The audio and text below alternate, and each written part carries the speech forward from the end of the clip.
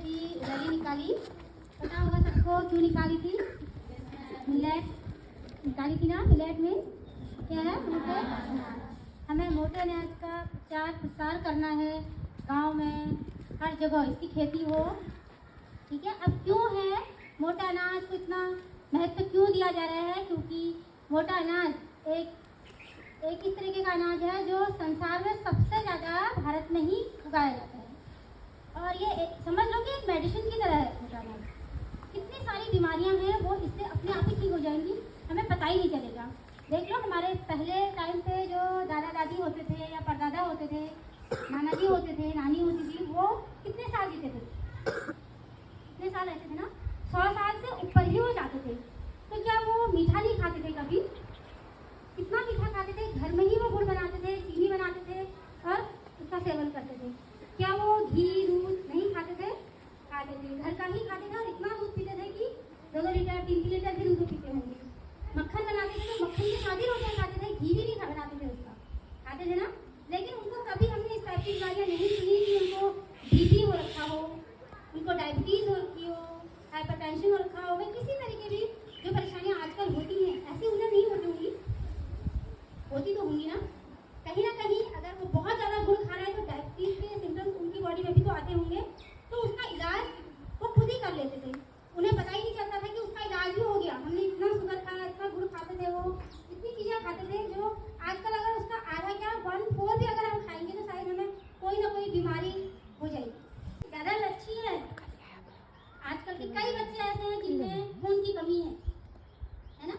कितने बच्चे ऐसे होंगे जिनमें हीमोग्लोबिन बहुत ही कम होगा। तो कहीं ना कहीं आयरन की गोलियां खानी पड़ रही है। खा रहे हो ना? कैल्शियम की गोलियां खा रहे हो? क्या इससे पहले के बच्चे खाते थे आयरन कैल्शियम? कभी हमारे दादा दादी मम्मी पापा उन लोगों ने कभी खाई है? नहीं। उन्होंने बाजरा खाया है।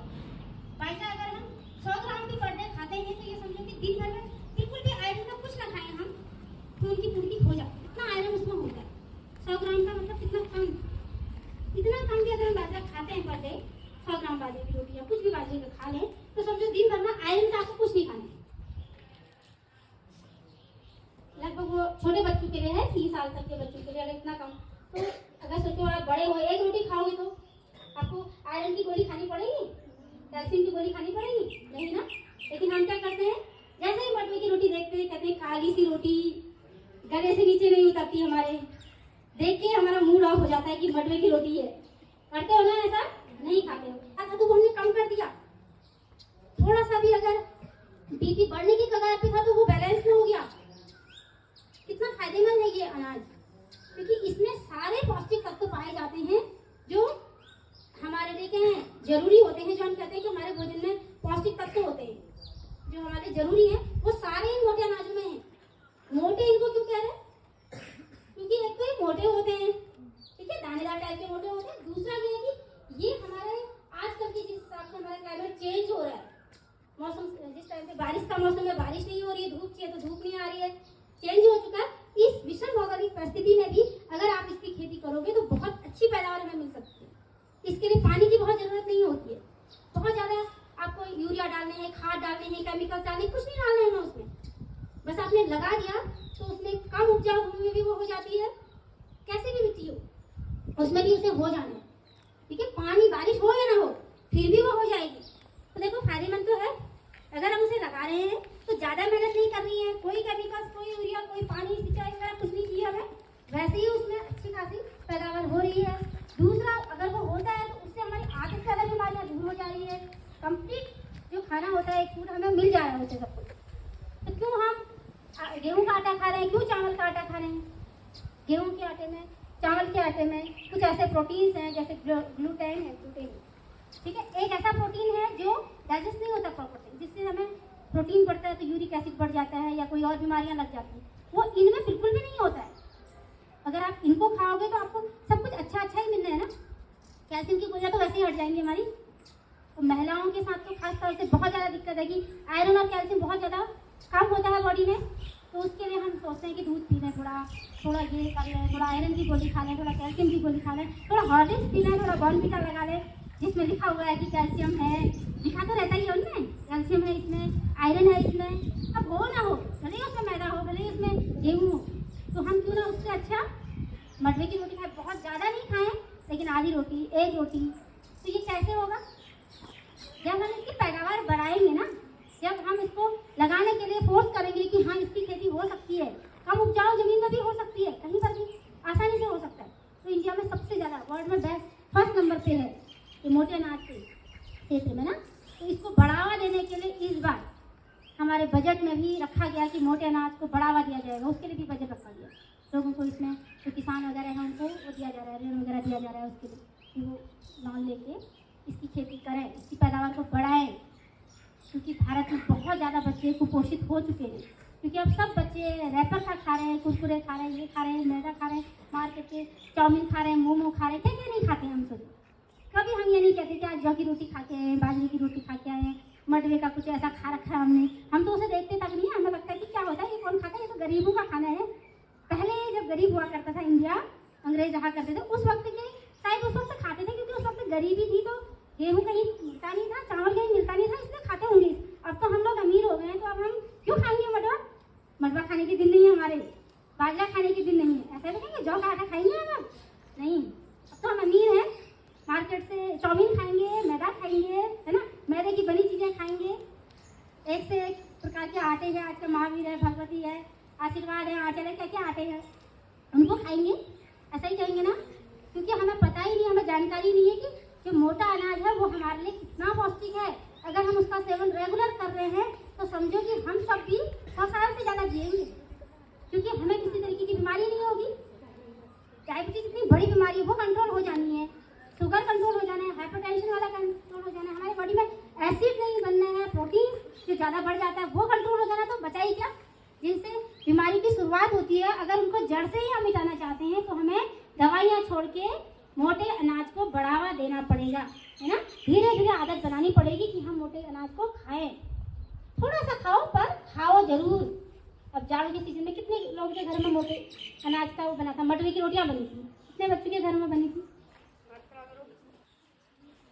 अब नीचे करो, कितने बच्चे नहीं खाते हैं कि नहीं खाई जाती, जो नहीं खाते? कितने बच्चे होंगे इनमें से जो नहीं खाते कि मडवे की आटा रोज कौन खाता है? किसी कमी होगी, जिंक की कमी होगी, जो बहुत जरूरी चीजें हैं। तनीषा, दोनों तनीषा मडवे की रोटी नहीं खाते ना, तो इसका सेवन अधिक से अधिक हमें करना है।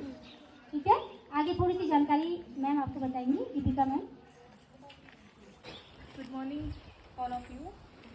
जैसा कि अभी मैम ने तो आपको अवगत करा दिया है, अभी हमने एक छोटी सी रैली निकाली थी मोटा अनाज को बढ़ावा देने के लिए, है ना। तो मोटा अनाज ये अभी नहीं है, ये हमारे प्राचीन काल से चला आ रहा है, ये भारतीय संस्कृति का एक हिस्सा रहा है मोटा अनाज। संस्कृत में एक श्लोक है, आरोग्यम परमम सुखम, आरोग्यम परमम सुखम स्वास्थ्यम सर्वार्थ साधनम। अर्थात जो निरोगी है वही परम सुख प्राप्त करता है, परम भाग्यशाली है। और स्वास्थ्य से ही, यदि हमारा स्वास्थ्य सही रहेगा तो हम अपने सभी प्रकार के कार्य कर पाएंगे ना। स्वास्थ्य से ही हमें सभी साधनों की पूर्ति होती है। देखो, हमारा स्वास्थ्य सही रहेगा, हमारा मन स्वस्थ रहेगा, मन स्वस्थ रहेगा तो हम अपने लक्ष्य को प्राप्त करने में भी सफल रहेंगे ना। तो आपके मन में एक सवाल नहीं उठ रहा है कि ये अचानक से मतलब मोटे अनाज को क्यों बढ़ावा देने लगा? उठ रहा होगा ना। तो क्या हुआ, और ये भी उठ रहा होगा कि प्राचीन समय में तो हमारे देश में मोटा अनाज को काफी महत्व दिया जाता था। इसका उल्लेख है गीता में है, वेदों में है, हमारे जो शास्त्र हैं उनमें है। ठीक है, तो एक हमारा देश अंग्रेजों के गुलाम रहा प्राचीन।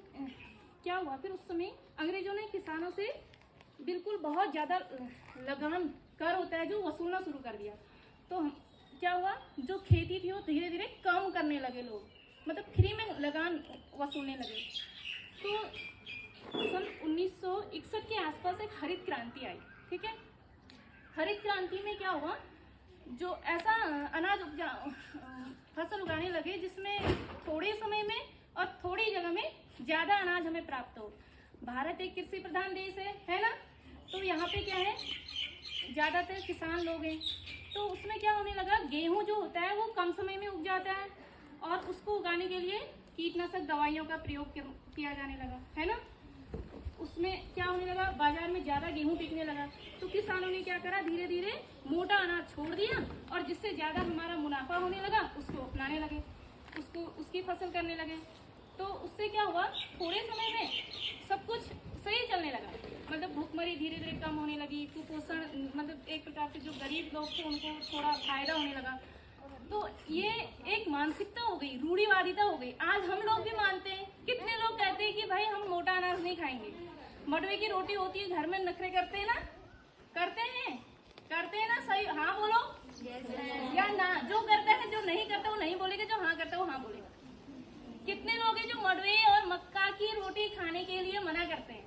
ठीक से बैठो भाई, सभी खाते हैं, हमें तो नहीं लगता सब खाते होंगे। बाजरा की रोटी कितने के घरों में बनती है बताओ तो? बाजरा बनता है किसी के घर में? जौ की रोटी बनती है किसी के घर में?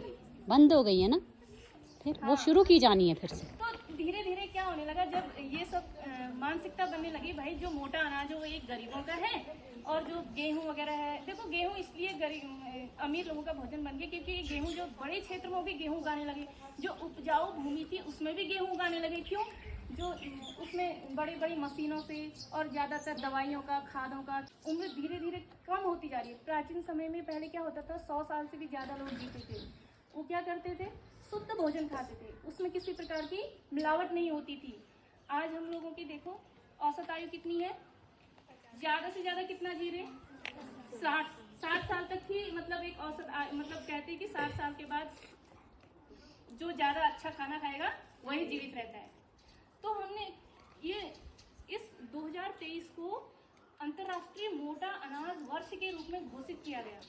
भारत में ज़्यादातर मोटा अनाज ही उगाया था। मोटा अनाज उगाने के पीछे कई कारण है। देखो, ज़्यादा गेहूं, धान, इन सब चीज़ों में पानी की ज़्यादा आवश्यकता होती है। इंसान क्या होता है, मानसून पे निर्भर रहता है। जो मोटा अनाज होता है ना, वो सूखे में भी उग जाएगा, वो आपकी ज़्यादा बारिश होगी उसमें भी उग जाता है, उस पर ज़्यादा मेहनत करने की भी ज़रूरत नहीं होती। और क्या होता है, ज़्यादा दवा, जो ये कीटनाशक दवाइयाँ होती हैं इनका प्रयोग भी नहीं होता है।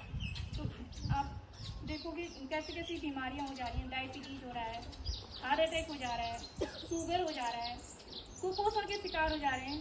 खासकर महिलाओं में खून की कमी। देखो क्या होता है, एक छोटा सा एक व्यवहारिक उदाहरण देती हूँ। एक गर्भवती महिला होती है, उसको क्या दिया जाता है, आंगनबाड़ी से हमारी सरकार ने एक योजना निकाली है। कैसा अनाज दिया जाता है? अरे पता होगा ना सबको घर पे, कौन सा अनाज दिया जाता है? मोटा अनाज। क्या दिया जाता है? मटर के आटे का पैकेट दिया जाता है, चना दिया जाता है, भट्ट होते हैं ना, भट्ट की दाल, सोयाबीन, उन दालों के पैकेट से दिए जाते हैं। जबकि देखो, जब एक माँ स्वस्थ रहेगी तो तभी एक बच्चा स्वस्थ होता है ना। तो उस क्यों दिया जाता है? ताकि माँ स्वस्थ रहे और बच्चा स्वस्थ हो। तो मोटे अनाज में इतनी ज़्यादा ताकत है, उसमें रोगों से लड़ने की ताकत है।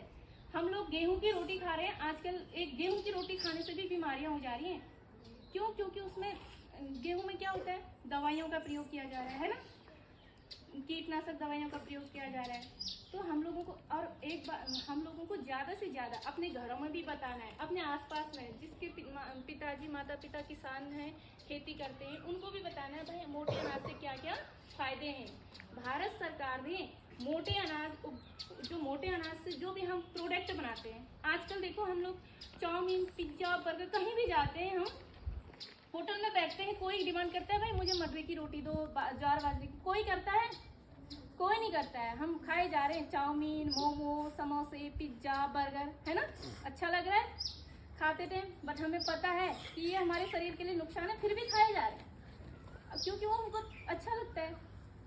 भारत में क्या हो गया कि दिखावे का प्रचलन भी ज़्यादा हो गया। कहीं पर हम होटल में जाते हैं, किसी को हम मडवे की रोटी खाते हुए देखेंगे तो उसको ऐसे देखते हैं कि ऐसा लगता है कि मतलब उसको एक गरीब की दृष्टि से, ये मानसिकता बनी हुई है, रूढ़िवादिता है।